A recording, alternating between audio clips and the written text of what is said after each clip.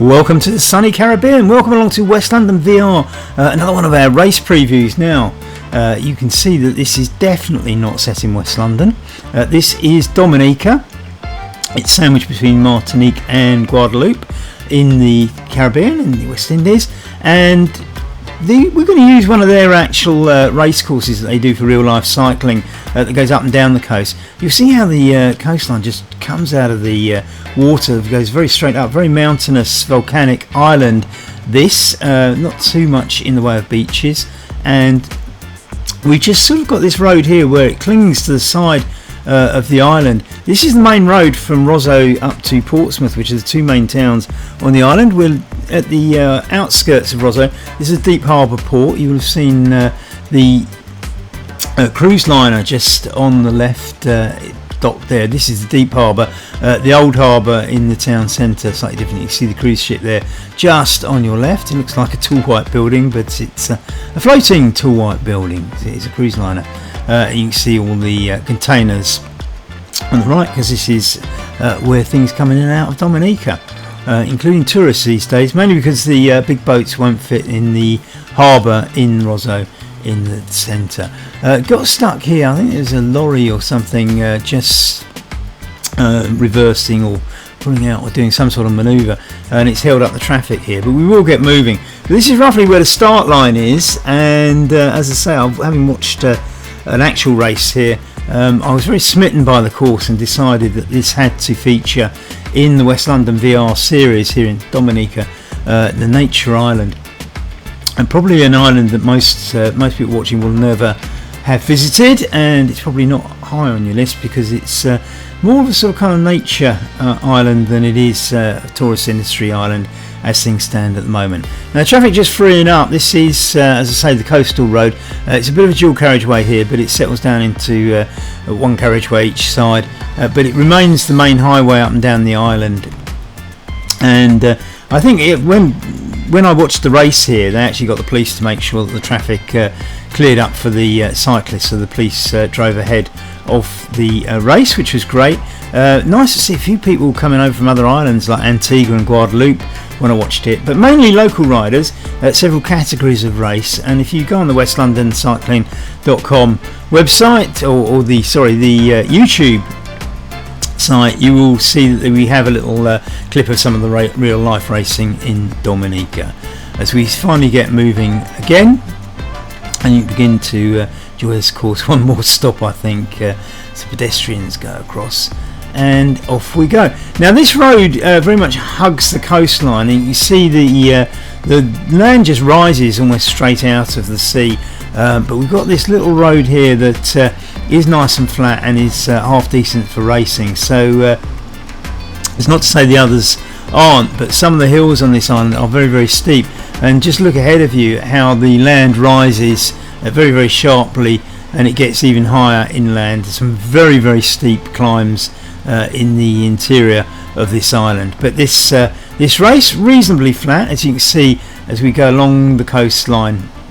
The road built around this little peninsula, and this the way that rises out of there, we could have had to go over the top, but fortunately they've made the road go around the outside and sort of cut the road into the cliffs, as it were. So you can see this is a reasonably fast road. You can see why they use it for the cycling. It's probably better maintained than a lot of the other roads. It's not too steep and hilly. The local police will come and sort of make sure that the race is allowed to flow up and down the course. They do a lot of laps on here because the races are a lot longer than ours. So you'll be in 2 laps in the race that this preview is made for on West London VR. That's basically 8 kilometres per lap. So the 2 laps coming out at 16 kilometres or 10 miles as we like to do them. And they will probably do a lot more than that because there'll be real road race length. So they'll be going up and down this road at a fair old pace as well. The other thing here, this little wide stretch here, which is not very typical of the island, does allow for cars and other traffic to get round, and therefore makes it a good location for the racing. Beautiful sunshine, as you'd expect, but remember that a lot of these islands are tropical, and Dominica as well actually gets quite a lot of rain. it won't bother you because the kind of rain comes and goes very, very quickly and dries off very, very quickly. But of course, it's very much rainforest inside this island. We don't have to go very far inland, and it's suddenly lush green rainforest, which, as I say, does it rains more than you might expect, but it won't bother you if you do get caught in one. So just going around this bend, we're momentarily going inland. This is what the main road does, and say we're following the main road. We're going up to Canefield, and we'll turn round on a roundabout, so it's a kind of U-turn back to the start, and then one more U-turn to where we were stuck at the beginning, just behind that van, and from that point we come back and do a second lap along this same bit of road. You can see here, not quite as wide and well kept as the bit on the seaside, but nevertheless, it's still not a bad road, certainly by the standards of some of the interior roads. That is being improved, though. I have to say that road surfaces in Dominica are improving. An island that suffered very, very badly from a hurricane a few years ago, and it's taken several years to recover. For example, the street lighting, a lot of it was blown down. You see these street lights here, they've got solar panels and wind turbines on the top to generate electricity. The white posts there, just look at them, they've got the, as I say, wind turbines and solar panels so that they can get powered without having to be on the electricity grid. A lot of those came down in the hurricane and being replaced. Street lighting improving, for example, is one thing that's making the roads better and better here. It's still reasonably flat here. I mean, it's not totally flat. When you ride it, you'll see that, feel that, but it's I say reasonably flat because we're hugging the coastline. The building on the right there with the chimney is an old sugar refinery, I believe, but it is the Heritage Centre now, so if you're ever there, that's quite interesting, a bit of insight into the way of life on this island in the past. And it also has modern cultural performances and activities going on there too, so one to look out for. I think it was free to get in when we went there as well, so well worth a visit, and it won't cost you much either as we go along this coastline. And as I say, this just shows you how quickly the island rises out of the sea. It's a very volcanic island. I think it has the highest, one of the highest concentrations of live volcanoes anywhere in the world, and it also has the world's second largest boiling lake. So here's the U-turn. We go round this roundabout, and we're going to do it all again. So we go back down the road. This time you can see the sea from this angle, and everything's going to be the same, but from the other direction, of course. As I was saying, this island has the world's second largest boiling lake, which is basically the mouth of a volcano that's full of water, and so there's bubbles and steam coming off the water all the time because it's constantly looks like it's boiling. It's quite a trek to get up there, not for the faint-hearted either. There's no tarmac on the way up. You have to scramble through rainforests to get to go and see it, and it's amazing. There's nothing there. I mean, apart from it, there's no shops. You have to go on your own with your lunch packed and everything else like that. But it is amazing if you do it. As I say, it's a nature island. It's not overly cultivated itself towards the European and North American tourist industry, and it has a lot of charm as a result. So you go past the Heritage Centre once more on your left there.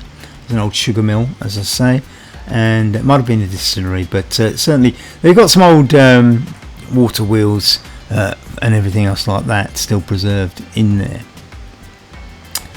So looking out this way, you can see we must be facing the sea because there's nothing.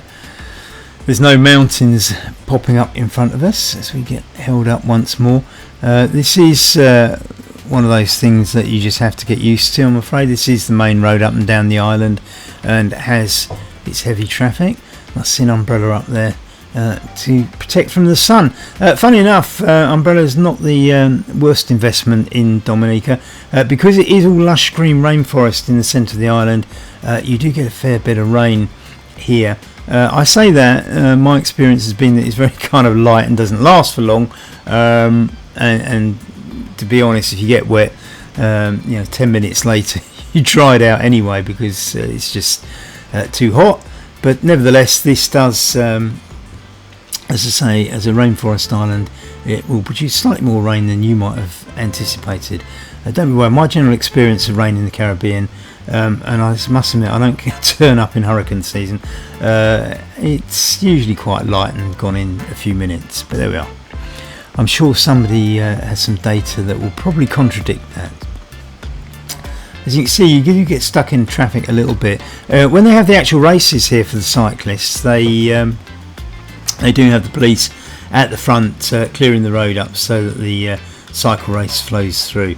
It's probably a bit difficult if you get dropped off the peloton, in the sense they're not going to cater for everybody, but certainly the leaders at the peloton will be ushered through by the police. You get to this wider bit of road, and of course you can see the way there's a bit of space at the side. I always assume that this road has been sort of man-made round the cliffs, because you can see it just goes straight up out of the sea, effectively, the landscape. So I've always assumed that this is a kind of man-made road on the side. I could be wrong. Maybe they just sort of blasted away some of the mountain to flatten it, I don't know.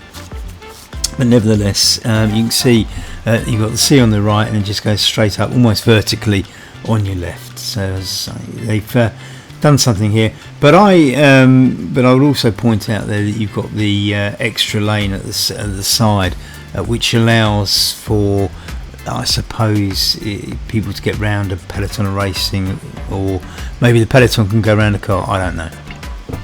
Nevertheless, it is a bit of nice road to be treasured. As I say, some of the inland roads have very, very steep climbs, twisty. It is mountainous. It is rainforest. It's not the Alps, and it's not Europe, that's for sure, nor North America. And we're heading towards Rosso. You can see the big cruise ship there, just on the right. That's, if you remember, just after the start line. You can see how huge these ships are coming out of the sea against the coastline there.